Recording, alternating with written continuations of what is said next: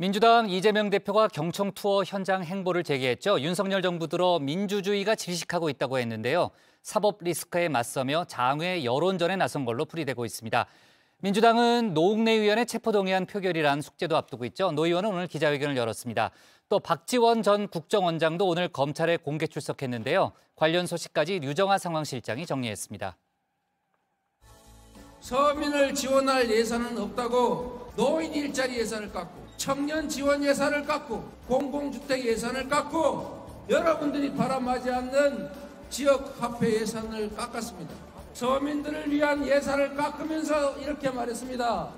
재원이 부족하다. 긴축해야 된다. 그런데 왜 3천억 이상 영업이익 내는 그 초대기업에 대한 법인세를 굳이 깎아주겠다는 겁니까? 여러분 이해가 되십니까? 네, 민주당 이재명 대표 어제부터 1박 2일 동안 충청 지역을 이렇게 방문 중입니다. 지금 예산안 협상의 최고 쟁점으로 떠오르는 상태죠. 정부 여당의 법인세 최고 세율 인하 정책을 보신 것처럼 강하게 비판하는 모습이었습니다. 국민 속으로 경청 투어라는 제목으로 첫 일정, 충남 천안중앙시장에서 이렇게 이야기를 한 건데요. 윤석열 정부를 비판한 또 다른 포인트, 경제를 포함해서 불안과 공포가 지배하게 된다는 거였습니다.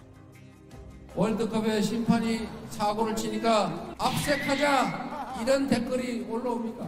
우리 사회에 아무도 모르게 공포감이 젖어들고 있습니다. 국가는 어머니처럼 포근해야 하고 든든하게 지켜주는 강한 아버지 같아야 합니다. 그런데 국가가 지금은 혹시 나를 때리지 않을까? 민주주의가 숨을 제대로 쉬지 못하고 있습니다. 네, 방금 들으신 발언은 이 대표 본인의 사법 리스크를 의식한 발언으로도 읽히는데요. 현장의 응원과 지지를 받고 있다면서 이렇게 말했습니다. 오랜만에 현장에 나와 있다 보니까 여러 말씀을 듣게 되는데요. 이재명을 지킬 게 아니라 이재명이 대한민국을 여러분을 지키겠습니다.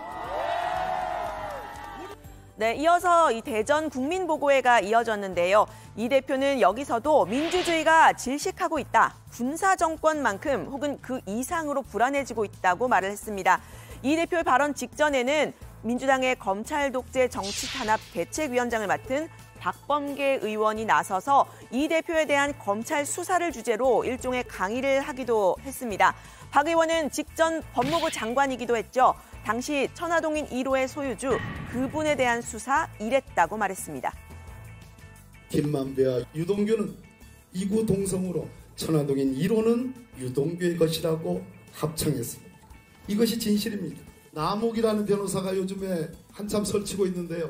남욱은 JTBC와 인터뷰에서 김만배가 유동규 외에 다른 사람을 거론한 적이 없다고 했습니다.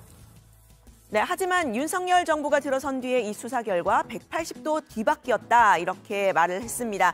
이 대표에 대한 사법 리스크 운운하지 말고 똘똘 뭉쳐나가자고도 했습니다. 물증은 없고 여기에 등장하는 이 등장인물들은 모두 지금 재판을 받고 있는 피고인들이 윤석열 검찰에 의한 조작, 편파, 불공정 수사라는 점을 우리 함께 공감할 수 있겠습니까, 여러분? 동의하십니까, 여러분? 검찰 독재 규탄한다! 네, 국민의힘은 이런 이 대표의 경청 투어, 경청과 민생은 온데간데 없고 방탄의 열을 올렸다 비판을 했는데요. 전직 법무부 장관의 전문성을 살렸다고 하기에는 눈물겹기 그지없습니다. 이재명 대표와 더불어민주당은 애꿎은 국민들만 괴롭히지 말고 경청과 민생 없는 이재명 변론 보고회를 중단하기 바랍니다. 네, 이런 상황에서 검찰 수사 계속되고 있습니다. 서울중앙지검 반부패 수사 1부에서는 화천대유 대주주 김만배 씨가 최소 100억 원대의 범죄 수익을 은닉한 혐의를 포착했다고 합니다. 검찰은 어제 화천대유 이한성 공동대표 그리고 이 최우향 이사 등 3명을 체포를 했는데요. 이들의 주거지와 김 씨를 변호했던 법무법인 태평양의 사무실까지 압수수색을 했습니다. 이한성 공동대표는요, 김 씨의 대학 후배이고 또 통장 관리를 맡아온 인물이라고 하는데요. 이재명 대표의 측근 이화연 전 평화부지사가 이 국회의원이던 시절에 보좌관을 지내기도 했습니다. 최 이사의 이력도 관심을 끕니다. 김 씨와는 오랜 시간 형 동생 사이였다고 하고요. 과거 호남 지역의 폭력 조직에 가담했던 것으로 알려집니다. 지난해 10월에는 빨간 오토바이 헬멧을 쓰고 구치소에서 나오는 김만배 씨를 호위하는 모습 포착되기도 했습니다. 김만배! 도망가지 마, 이 자식아! 네, 최 씨는 김 씨의 대장동 수익 중 80억 원을 세 차례에 걸쳐서 빌린 혐의를 받고 있습니다. 이 돈이 어디로 갔는지 이 부분이 수사 대상인데요. 최 씨는 이 대표의 변호사비 대납 사건에 연루된 쌍방울 그룹 부회장을 지냈고 또 관련 검찰 수사도 받아왔습니다. 김 씨의 은닉 재산이 있다면 결국은 이 대표와 연관이 있는지 이 부분이 관심이죠. 이 대장동 패밀리인 김 씨와 남욱 변호사의 진술 지금 엇갈리고 있는 상황인데 일단은 수사 결과를 지켜봐야 할 듯합니다. 1,208억 원의 배당을 받은 천화동인 1호의 지분에 대해 이재명 당시 성남시장 측 지분으로 알고 있었다고 말했습니다. 특히 김 씨가 정진상, 김용 두 사람 등과 의형제를 맺었고 이후 천화동인 1호 지분을 이재명 시장 측에 갖기로 합의한 뒤에 김 씨가 사업 주도권을 쥐었다는 취지로 말하기도 했습니다. 네, 이 대표의 사법 리스크를 두고 민주당 내 의견 갈리고 있습니다. 이 대표와 가까웠던 의원들도 거리두기를 하고 있다라는 게 비명계의 주장인데요. 이원욱 의원의 말 들어보시죠. 확실한 것은 지난 대통령 선거 직후보다는 이재명계 의원들이 많이 줄어드는 건 사실인 것 같습니다. 거리를 둔 의원들이 꽤 많이 있어 보입니다. 그중에는 아주 이재명 대표의 경선 때 가장 측근에 있었던 의원들도 일부 거리두기를 하고 있는 것으로 확인이 되고요. 네, 여의도에서는 이 대표가 혼밥을 한다 이런 소문부터 저녁 자리를 소집했는데 의원들이 안 왔다더라 이런 이야기까지 돌고 있는데요. 얼마 전에 이 대표와 직접 밥을 먹었다는 김두관 의원은 이 측근들의 거리두기설 금시초문이라고 했습니다. 저도 한 열흘 전인가 우리 몇 분 의원들하고 여의도에 점심도 하고 해서 뭐 오히려 저희들이 염려를 많이 했는데 본인은 그래도 당당하시더라고요. 일부 의원들이 뭐 언론에 나가서 그런 인터뷰하는 거야 또 의원 개인의 입장인데 오히려 더 단단하게 단일 대우를 행사하는 것 같습니다. 네, 이 대표의 사법 리스크에 대해서 민주당 의원들이 어떻게 대응하게 될까요? 1차적인 가늠자는 노웅래 의원에 대한 체포동의안에 대한 표결이 될 듯 보입니다. 사업가에게 뇌물 6천만 원 그리고 불법 정치자금을 수수한 혐의를 받는 노 의원은 회기 중에 불체포 특권의 원칙에 따라서 아마도 내일 본회의에 체포동의안이 보고가 되고 주말 내에 표결도 이뤄질 것으로 보이는데요. 노 의원은 오늘 기자회견을 열고 혐의를 강하게 부인했습니다. 부친과 장모의 부의금, 두 차례 출판 기념회 축하금이 집안에 있던 그 현금이라면서 검찰이 이 부분을 검은 돈 뭉치로 둔갑시켰다고 했습니다. 축의금, 부의금을 이 봉투째로 수십 개 이렇게 놔뒀는데 이거를 봉투에 있던 돈을 하나씩 전부 꺼내서 이렇게 돈 뭉치로 검찰이 만든 것입니다. 이렇게 불법으로 봉투째든 이 조의금, 부의금을 돈 뭉치, 현금 뭉치로 만들어서 저를 부패 정치인으로 낙인 찍었습니다. 네, 노 의원은 검찰이 증거를 조작하고 마녀 사냥을 했다. 짜맞추기 수사를 했다. 이런 주장도 폈습니다. 무도한 검찰에 맞서겠다면서 민주당 의원들에게 억울하다. 지지를 호소하는 친전도 보냈다고 하는데요. 기재위도 안 해본 제가 어떻게 국세청장 인사에 개입을 할 것이며 산자위도 안 해본 제가 어떻게 발전회사 인사에 개입할 수 있다는 말입니까? 제가 소위 말하는 무슨 실세라 불렸던 사람도 아닌데 청탁을 한다는 것도 또 수천만 원의 금품을 준다는 것 자체가 전혀 말이 안 됩니다.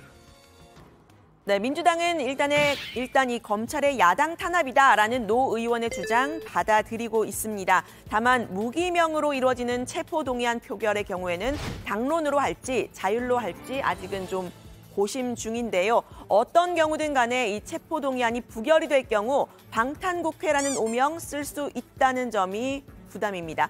표결에 대한 의원들의 설왕설래 한번 들어보시죠.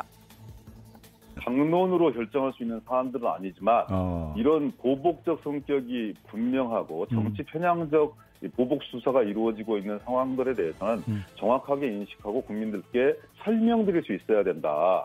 당론이 아니라 의원 개개인의 양심과 판단에 맡기게 될 겁니다. 단일 대우라고 하는 건 정치적 수사일 뿐이고 우리 안에서의 그런 관례, 국회법의 절차, 법과 원칙을 잘 지켜가면서 모든 문제를 저희가 대응할 겁니다. 네, 민주당 혹은 야권을 향한 검찰 수사 또 있습니다. 문재인 정부 당시 서해 공무원 피격 사건에 대한 수사인데요. 어제 노영민 전 청와대 비서실장에 이어서 오늘은 박지원 전 국정원장이 검찰에 소환됐습니다. 공개 소환을 받겠다라고 했던 박 전 원장 오늘 기자들 앞에 섰는데요. 국정원을 개혁하러 갔지 정보를 삭제하러 간 거 아니다. 이렇게 혐의를 부인했습니다. 국정원은 첩보를 분석해서 보고할 뿐 정책을 결정하는 부서도 아니라고 했는데요. 문재인 대통령이나 서훈 실장으로부터 어떠한 삭제 지시도 받지 않았고 또 제가 원장으로서 우리 국정원 직원들에게 무엇도 삭제하라는 지시를 하지 않았습니다. 첩보, 정보를 수집해서 분석하는 그러한 업무를 해서 대통령께 보고하고 지원하는 업무이지 우리는 정책 결정 부서가 아니라는 것을 분명히 말씀드리면서 검찰에서 묻는 말에 성실하게 답변하겠습니다.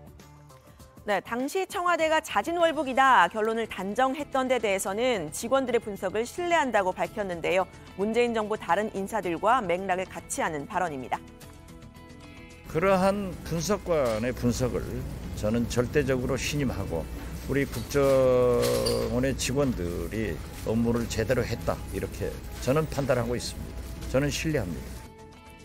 네, 문재인 정부 청와대 국정상황실장이었던 윤건영 의원은요. 박 전 원장에 대한 영장 청구할 수 없을 거다 단언을 했습니다. 첩보는 군에서 나왔고 원본 역시 군에 남아있기 때문이라고 설명했는데요. 검찰은 서훈 전 실장이 아직까지는 가장 윗선이라고 보고 있죠. 노 전 실장과 박 전 원장을 계속 소환하고 있는 건 문재인 정부 인사 망신주기라고 했습니다. 검찰 스스로 서훈 실장이 이번 사건의 최종 책임자라고 밝혔지 않습니까? 예. 근데 서훈 실장을 구속까지 시켜놓고 갑자기 소관 업무가 아닌 비서실장 노영민 실장을 불러들입니다. 그 목적은 바로 문재인 정부 사람들에 대한 망신 주기가 첫 번째고 명백한 정치 보복이라고 생각합니다. 네, 숨진 공무원 이대준 씨의 유가족은 오늘 문재인 전 대통령 검찰에 고발했습니다. 최근 문 대통령이 직접 관련 부처 보고를 받고 최종 승인했다라고 밝혔던 점을 근거로 들었는데요. 검찰은 문 전 대통령 직접 수사하게 될까요? 앞서 문 전 대통령의 수사가 필요하다고 주장을 했던 국민의힘 하태경 의원은 수사 대신에 기자와 문답하는 언론 인터뷰가 필요하다고 한 발 물러섰습니다. 자료 삭제를 지시했는지 이거는 명확치 않아요. 네. 왜 구조 노력을 하지 말고 보안 유지를 지시를 했는지 네. 이런 부분은 명확히 좀 밝혀야 되죠. 저는 언론 인터뷰 통해서 밝히는 게 제일 좋겠다. 내용이 충분히 해명이 되면 네. 저는 뭐 수사를 할 필요가 없다고 생각합니다. 네, 검찰의 수사 그야말로 야권 전반을 향하고 있는데요. 이 대표는 오늘도 청주 반도체 공장을 방문하는 민생 행보를 이어갔습니다. 관련 소식 들어가서 이야기를 해보겠습니다. 오늘 발제는 이렇게 정리합니다. 이재명 대표 사법 리스크에 민주주의 질식 장외 여론전, 검찰에 소환된 박지원 전 원장, 국정원 정치에 끌어들이지 말라.